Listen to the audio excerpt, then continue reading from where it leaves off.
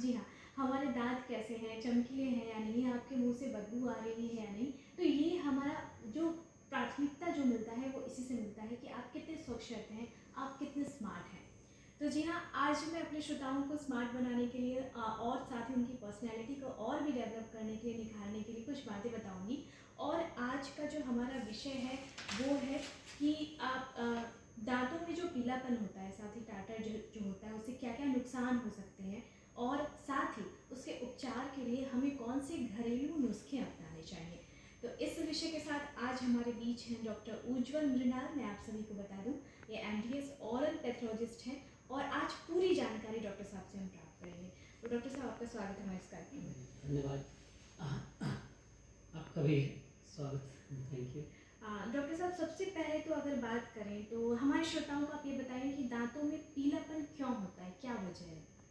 पीलापन होने का सबसे मुख्य कारण ये है कि अगर जो खाना हम लोग खाते हैं, अगर उसका कुछ बचा हुआ कण, जिसे फूड डेब्रिस कहते हैं, वो अगर बचा रह गया, अगर खाना खाने के बाद कुल्ला वगैरह नहीं किए, रेगुलर ब्रशिंग टेक्निक नहीं अपना रहे, ब्रश नहीं कर रहे हैं 2 बार हर दिन में, है ना, कोशिश करना चाहिए सुबह और शाम। तो अगर ये नहीं किया जाता है तो कुछ खाना हमारे दांत के जो सरफेस होते हैं, दांत के सतह पे जम जाते हैं और उसके ऊपर फिर बैक्टीरिया वगैरह आ जाते हैं, एक्ट करने लगते हैं, तो फिर वो एक अपना समझिए अंदर एक घर बना लेता है।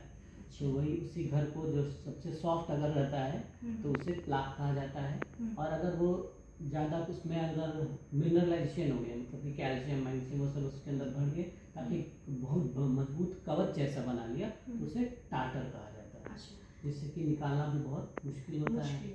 मतलब ये पीलापन जो है वो टाटर का रूप हाँ, ले और लेता है। पीलापन, जी जी हाँ, और पीलापन का और भी कारण हो सकते हैं, जैसे कि पीलापन को स्टेन्स कहा जाता है। स्टेन्स के बहुत सारे कारण, खाने में विविध प्रकार के अगर खाने खा रहे हैं, जैसे कि जिसमें कोला वगैरह हो गया, या फिर कोल्ड ड्रिंक्स जो डार्क ब्राउन कलर वगैरह के होते हैं, या फिर कॉफ़ी टी ना, और ज़्यादा मात्रा में इंटेक हो रहा है, तो उनसे भी हो सकते हैं कुछ।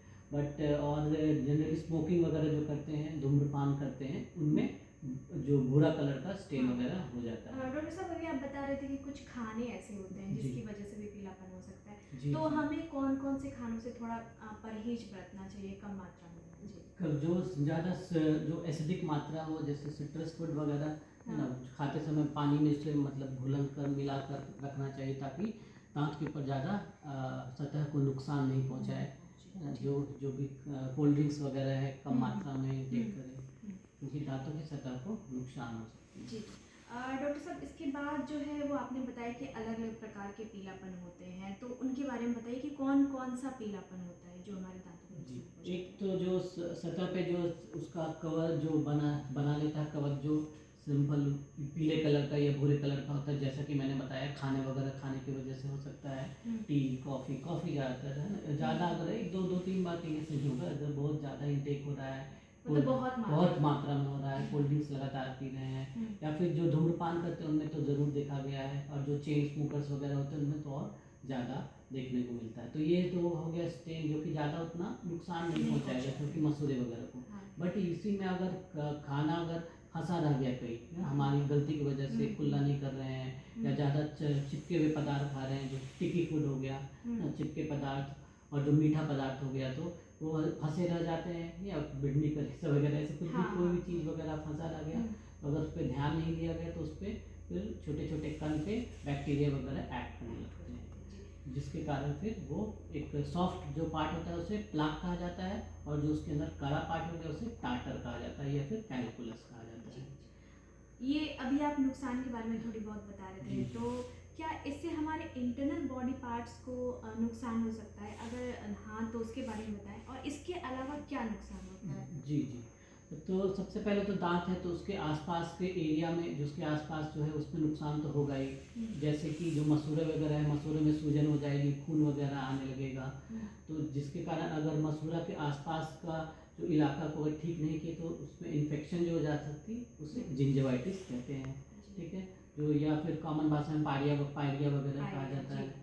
तो ये अगर तो देखा गया शुरू में, अगर हटा दिए ब्रश वगैरह करके तो ठीक है, अगर वो भी अगर नहीं हुआ तो और नीचे की तरफ अगर बढ़ते चला गया तो हड्डी वगैरह को नुकसान कर सकते हैं, दांत वगैरह गिर भी सकता है, या फिर अगर मात्रा में अगर बैक्टीरिया वगैरह आ गए, बैक्टीरिया, मात्रा में, हाँ, अगर बैक्टीरिया खुद एक लैक्टिक एसिड रिलीज करता है, जिसके कारण एसिड के कारण दांत को नुकसान होता है, तो झंझनाहट वगैरह भी देखने को मिल सकता है, डेंटिंग सेंसिटिविटी जिसे कहा जाता है। और फिर अगर ध्यान नहीं दिया जाए तो फिर वो बढ़ के फिर कीड़ा भी लग सकता है दांतों में, जो कि कैविटीज बोलते हैं जो, है, तो वो भी हो सकता है। तो उसके कारण दांत का पूरा ओवरऑल नुकसान हो जाएगा, सतह का तो नुकसान हो जाएगा, यानी कि हम लोग दांत खो सकते हैं। तो ये तो एक लोकल नुकसान तो हो ही गया।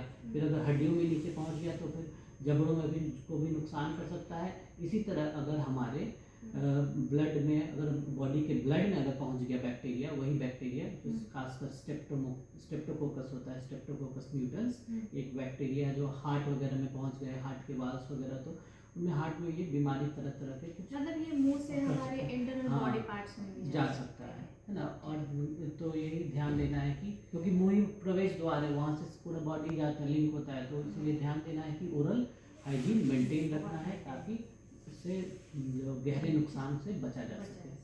और अभी हम बात करते हैं, जैसे कि हमारा विषय है कि पीलापन को दूर करने के घरेलू उपाय, तो घरेलू उपाय के बारे में थोड़ा सा हमारे श्रोताओं को बताएं। जी जी, तो सबसे पहले तो जो घरेलू उपाय तो बहुत ही अच्छा है, जो नमक और सरसों तेल वाला जो होता है वो कुल्ली करना, हमारे जो बुजुर्ग लोग गाँव में कहते हैं, वो बहुत, क्योंकि वो मसूरे वगैरह को भी हेल्दी बनाते हैं, अच्छे रखते हैं, कैल्शियम। हाँ, और तो वो फायदेमंद है।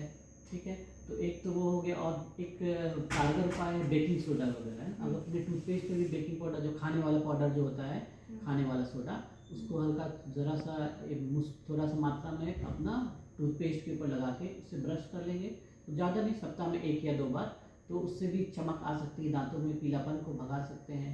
या फिर जो रेगुलर माउथ वॉश वगैरह या फिर टूथब्रश वगैरह होती है, तो वो यूज़ करना है।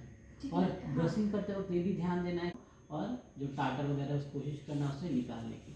और भी कुछ घरेलू नुस्खे हैं, जैसे कि लोग एलोवेरा, ग्लिसरीन, ये सब का मात्रा बना के, या फिर जो छिलके होते हैं, जैसे कि नारंगी के छिलके हो गए, उसका उजला सतह जो होता है, या नींबू का जो छिलके हो गए, वो भी एसिडिक होता है, तो एसिडिक एक्चुअली में टाटर को तोड़ देता है, तो उसकी वजह से वो हम लोग उसको लगाकर उसे हटा सकते हैं।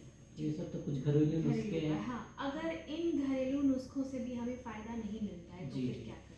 हाँ, फिर अगर कुछ घरेलू नुस्खे नहीं काम कर रहे हैं, फिर तो हमें डेंटिस्ट जो दांत के जो डॉक्टर हैं, स्पेशलिस्ट जो हैं, प्रोफेशनल, वो जाके ट्रीटमेंट कराना है, जिस दांतों की सफाई करानी होगी, जिससे कि स्केलिंग कहा जाता है। तो वो एक यंत्र होता है जो जिसके वजह से वो करते हैं, और उसमें भी हाथ से हो जाता है, एक मैनुअल भी हो सकता है, और एक मशीन के द्वारा जो अल्ट्रासोनिक स्केलिंग कहा जाता है, बहुत जो छोटे 2 बार। टूथपेस्ट वगैरह भी ऐसा कुछ नहीं है, सारे कंपनी वाले जो भी अपना प्रचार करें, सब अच्छा ही होता है, बट मेन जो टेक्निक होता है वो यूज़ करना बहुत ज़रूरी होता है। कितने बार कर रहे हैं, जिनको ज़्यादा है तो 3 बार भी ब्रश करना चाहिए, वो ज़्यादा यूज़फुल है, या रादर दैन ये जो चीज़ें हैं। और एक जो चीज़ें हैं जो हम अपने आसपास देखते हैं, घर में देखते हैं कि लोगों को कुछ दांतों में दर्द होता है या मसूड़ों में दर्द होता है, तो वो इग्नोर कर देते हैं इस बात को, तो इसको लेकर के आप क्या कहना चाहिए? वही दांतों में जब भी दर्द वगैरह हुआ तो लोकल ट्रीटमेंट वगैरह तो कर ही सकते हैं, जैसे कि